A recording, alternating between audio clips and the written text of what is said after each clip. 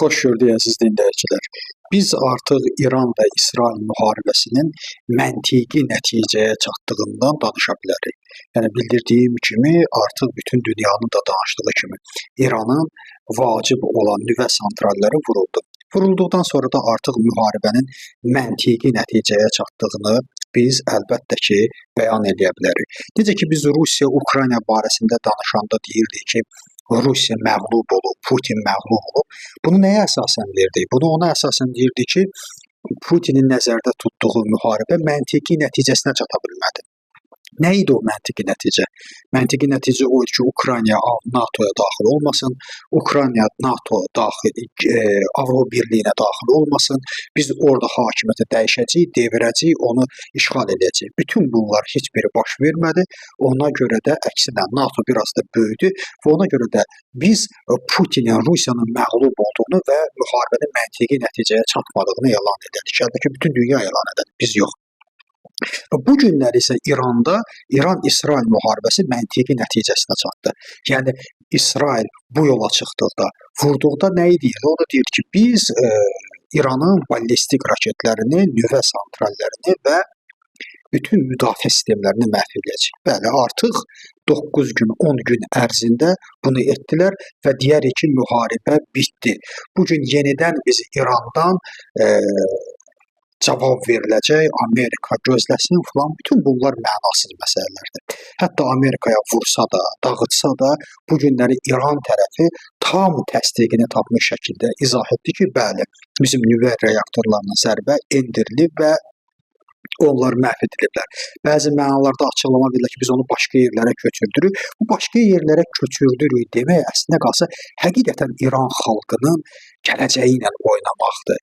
Yəni bir mollanın əlində qalmış bir məmləkət, bir böyük dövlət, mədəniyyət mərkəzi gör hansı vəzdə qalır. Bu bizə nə deməkdir? Bu o deməkdir ki, siz bizi yenə vurun. Bizim nüvələri başqa yerə aparmışıq, yenə bizi vurun. Yəni artıq biz onu deyə bilərik ki, İranın bundan sonra yaxın şərqdəki mövqeləri tamamilə sarsılmış oldu.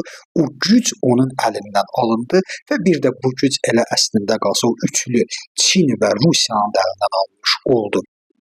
Artıq İran o gücə malikdir. Çünki bütün dünyanı təhdid edirdi öz ballistik raketləri ilə və öz nüvə planlarıyla, imkanlarıyla. Artıq onlar aradan qaldırılmış oldu. Biz bundan daha danışmayacağıq. Çünki bundan sonra da müharibə ciddi şəkildə davam etməyəcək.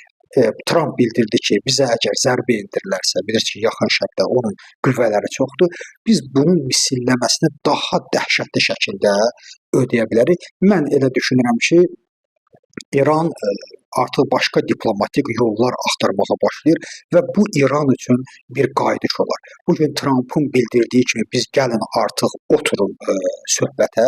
Mən düşünürəm ki, əgər bu səmimidirsə, bu İran üçün çox gözəl bir xilas yoludur və nəhayət qayıdış yoludur ki, mən də şəxsən bunu istəyərdim. Amma Amerika və yaxud da İsrail bunu istəməyə də bilər. Hətta masaya oturmaya da bilər. Bu daha böyük faciə olar ki, mən düşünürəm ki, İran masaya oturarsa bizim regionumuz üçün də daha gözəl nəticələr olmuş olar. O dostlar ki, bizə lağ edirlər, o dostlar ki, deyirlər İran bizi dağıdar, İran dağıdacaq, sökəcək və sən siyonistsən və yaxud da bildirirlər ki, Allahı da bura qatırlar. Çünki İran hakimiyyəti ömür boyu siyasətini Allah üzərindən, din üzərindən aparıb. Allah bəs bunu görmədimi? Allah belə qoymaz. Baxın, mənim əzlərim, Allah bizə ağıl verib. Və Amerika, İsrail daha dini bir dövlətdir və daha çox Allahla hərəkət edən və Quran-ı Kərimlə hərəkət edən dövlətlərdir. Necə? Sual. Allah Quranda buyurur ki, oxuyun, ən çox oxuyan olardı. Ən çox oxumayansa bizə müraciətdə oxuyun deyir, amma ən çox oxuyan olardı. Bu mənada. İkinci bir məsələ isə Allah sanki onları kafir kimi göstərməyə, sanki onları dini əsl müsəlmanları öldürən kimi göstərməyə də bir açıqlama verim ki, bilin ki, bu günə qədər, indinə qədər dünyada ən çox müsəlman qatili və ən çox İslam alimi öldürən elə İran özüdür. Sadə bir məsələ deyim. İstər Burucerdinin dövrü olsun, istər Hayir Yazdinin dövrü olsun, onları dinlənmədiyi kimi Xomeyni hakimiyyətə gəldikdən sonra birinci Ayətullah şəriətmədarını öldürən şəxsdir. Yəni ev dustaqlığı elib sonradan öldürdü. Şəriətmədarı unikal bir şəxsiyyətidir. 19 yaşında Ayətullah rütbəsi almışdı. Ondan sonra isə baxın bunlar o tam sürətə şəriətmədarına da bir ləkə vurdular ki, güya o başqa ölkələrə işləyir. Amma o ayətullahlardan biri də kim idi? Müntəziri.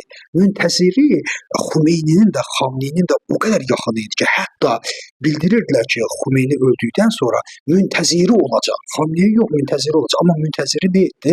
Müntəziri hakimiyyətə gəldikdən sonra 1 il, 2 il, 3 il dəhşətə gəldi.